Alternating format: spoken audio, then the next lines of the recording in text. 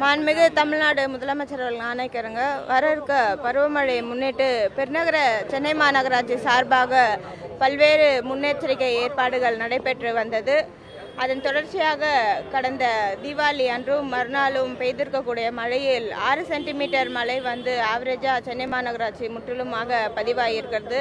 அதனைத் தொடர்ந்து மண்டலம் வாரியாக ஒவ்வொரு அதிகாரிகளுக்கும் மாமன்ற உறுப்பினர்களுக்கும் சட்டமன்ற உறுப்பினர்களுக்கும் தொடர்ந்து ஆய்வுக் கூட்டம் நடைபெறுகிறது. அதன் தொடர்ச்சியாக ஒவ்வொரு தாழ்வான பகுதிகளும் நேரடியாக சென்று அந்தந்த பகுதியின் சட்டமன்ற உறுப்பினர்கள் மாமன்ற உறுப்பினர்கள் மாண்புமிகு அமைச்சர் பெருமக்கள் ஆய்வினை மேற்கொள்கிறார்கள். அந்த வகையில் இன்றைக்கு மண்டலம் 5 துறைமுகம் சட்டமன்ற தொகுதிக்குட்பட்டு உட்வாஸ் கல்யாணபுரம் பள்ளம் மற்றும் இந்த மாதிரி பகுதிகளெல்லாம் ஆய்வினை மேற்கொண்டிருக்கோம். தொடர்ந்து இன்றைக்கு 3வது நாளாக இந்த பகுதிகளை ஆய்வினை மேற்கொண்டிருக்கிறோம். இதெல்லாம் மண்டலம் 5க்குட்பட்டு மிகவும் தாழ்வான பகுதியாக இருக்கிறது. கிட்டத்தட்ட 1000க்கும் மேலாக குடும்பத்தினர்கள் இங்கே வாழ்ந்து வருகிறார்கள். இந்த பகுதியில் சென்று ஒவ்வொரு வீடு வாரியாக அவர்களின் கோரிக்கை என்னன்னு கேட்டு அறிந்தோம். முற்றிலுமாக அவர்கள் கோரிக்கை என்ன என்று அறிந்து அதற்கான தீர்வினை காணும் வகையில் இந்த ஆய்வினை மேற்கொண்டிருக்கிறோம். இந்த ஆய்வின் பொழுது மாண்புமிகு இந்து சமய அறநிலையத்துறை அமைச்சர் அண்ணன் அவர்களும் மற்ற வட்டார துணை ஆணையர் ரவி சார் அவர்களும் மண்டல குழு தலைவர் அண்ணன் ஸ்ரீராமுலு அவர்களும் உட்பட மாமன்ற உறுப்பினர் அனைவருமே இதில் பங்கேற்றனர். இந்த உட்வாஸ் பகுதி பார்த்திங்கன்னா முற்றிலுமாக கெனால் பகுதியை ஒற்றியுள்ள குடியிருப்புகளாக இருக்கக்கூடியது. இந்த பி கெனால் வந்து இந்த பகுதிகளில் இருக்குது. இந்த பி கெனால் இது மட்டும் இல்லாத ஓட்டேரி நல்லா வந்து இதோட ஜாயிண்ட் ஆகுது. ஓட்டேரி நல்லா பார்த்திங்கன்னா அம்பத்தூர் பகுதி, கொளத்தூர் பகுதி, திருவிகா நகர் பகுதி, இந்த மாதிரி பகுதிகள் தண்ணி அனைத்துமே வந்து ஓட்டேரி நல்லா மூலியமாக பி கெனாலில் தான் வந்து இணைகிறது. அதனால் இன்றைக்கு இந்த பி கெனால் ஆய்வினை மேற்கொண்டோம். கிட்டத்தட்ட 1.2 கிலோமீட்டர் நீளத்துக்கு வந்து மாநகராட்சி சார்பாக வந்து இந்த டீசல்டிங் பணிகள் வந்து மேற்கொள்ளப்பட்டு நடைபெற்று வருகிறது. அந்த பணியினை இன்னைக்கு ஆய்வினை மேற்கொண்டிருக்கும்.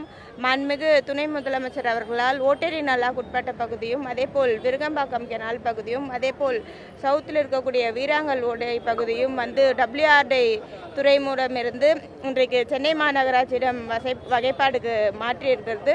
மாநகராட்சி சார்பாக அந்தந்த கெனால் பகுதிகளும் வந்து டீசல் பணிகள் வந்து துவங்கப்பட்டு சிறப்பாக நடைபெறுகிறது.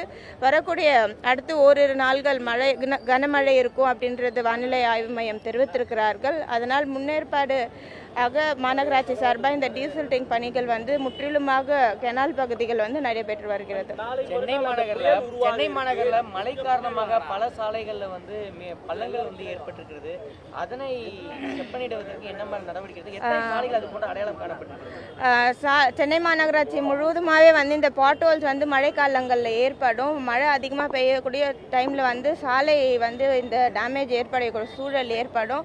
ஒவ்வொரு வார்டு வாரியாக வந்து இதுக்காக நிதி ஒதுக்கீடு செய்து எத்தனை இடத்துல பாட்ஹோல்ஸ் இருந்தாலும் உடனே அதில் வந்து ரெக்டிஃபை பண்ணி பேட்ச் ஒர்க் பண்ணுமாறு நம்ம மாநகராட்சி சார்பாக அறிவுறுத்திருக்கிறோம். அந்த பணிகள் வந்து முற்றிலுமாக மழை காலங்களில் நடைபெறும். மழை முடிந்த பிறகு ஒவ்வொரு சாலை அமைக்கும் பணிகள் வந்து ஜனவரி மாதம் முதல் துவங்கப்படும். கிட்டத்தட்ட 2000 பகுதிகளில் வந்து பாட்ஹோல்ஸ் சாலைன்னு இல்லாமல் பாட்ஹோல்ஸ் எத்தனை இருக்குன்றத கணக்கு எடுத்திருக்கோம். 2000 பகுதிகளில் வந்து அந்த மாதிரி பாட்ஹோல்ஸ் கண்டறியப்பட்டிருக்கிறது. ஒவ்வொரு வார்டு வாரியாக வந்து அன்றன்ற நாளுக்கே வந்து அந்த பேட்ச் ஒர்க் வந்து நடைபெற்று வருகிறது. இந்த ஆண்டு வந்து கிட்டத்தட்ட 206 பகுதிகளில் வந்து லோ லைன் ஏரியான்னு கண்டறிந்து 100 HP கொண்ட மோட்டார் வந்து பொருத்தப்பட்டிருக்கிறது. அது மட்டும் இல்லாமல் ஒவ்வொரு ஆண்டுமே வந்து லோ லைன் ஏரியாவில் இருக்கக்கூடிய பொதுமக்களுக்கு வந்து அந்தந்த பகுதி சட்டமன்ற உறுப்பினர் மாண்புமிகு அமைச்சர் பெருமக்கள் மாமன்ற உறுப்பினர் வந்து மழை அதிகமாக இருக்கும் அப்படின்னு நம்மளுக்கு ப்ரெடிக்ஷன் இருக்கும்பொழுது முன்பதாகவே அந்த பகுதி மக்களிடம் தெரிவித்து அருகில் இருக்கக்கூடிய சமுதாய நலக்கூடம்லையோ இல்லை பள்ளிக்கூடத்துலையோ வந்து நம்ம மாற்று இடம் செய்கிறோம். அதே போல் மாற்று இடம் செய்யக்கூடிய சமுதாய நலக்கூடத்துலையோ பள்ளிக்கூடத்திலேயே கூட அவர்களுக்கு தேவையான பாய் தலக்காணி அதே போல் போர்வை அவர்களுக்கு தேவையான உணவு அனைத்துமே மாநகராட்சி சார்பாக வழங்கப்படும். கூடுதலாக அந்த கேம்ப் இருக்கக்கூடிய இடத்துல மெடிக்கல் கேம்பும் வந்து மாநகராட்சி சார்பாக இந்த ஆண்டு மேற்கொள்ளப்பட்டிருக்கிறது.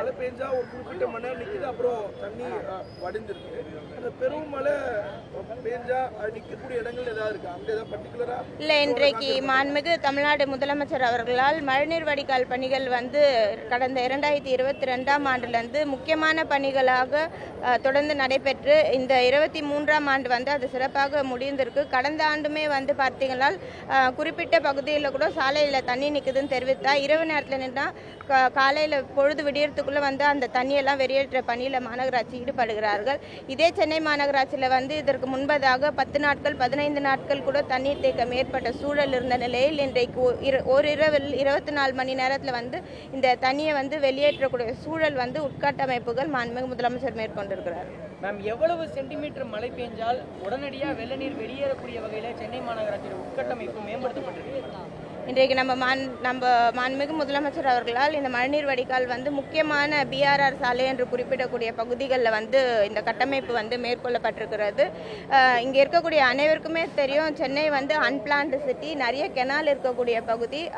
பொதுமக்களும் வந்து நீர்நிலை பகுதிகளில் நிறைய ஆக்கிரமிப்புகள் இருக்கிறாங்க. அவர்கள் இருக்கக்கூடிய சூழலில் வந்து இன்றைக்கு கிட்டத்தட்ட ஒரு 15 சென்டிமீட்டர் வரைக்கும் மழை பெய்தால் அது உடனே வெளியேறதுக்கான சூழல் இருக்கிறது. மிங்ஜாம் புயல் போல் 40 சென்டிமீட்டருக்கு மேலே மழை பெய்தால் அதற்கான பணிகள் வந்து மாநகராட்சி சார்பாக ஆல்டர்னேட்டாக மோட்டர் பொருத்தப்பட்டிருக்கிறது. அதன் மூலியமாக உடனே வெளியேற்றதுக்கான பணிகளை மேற்கொள்ளும்.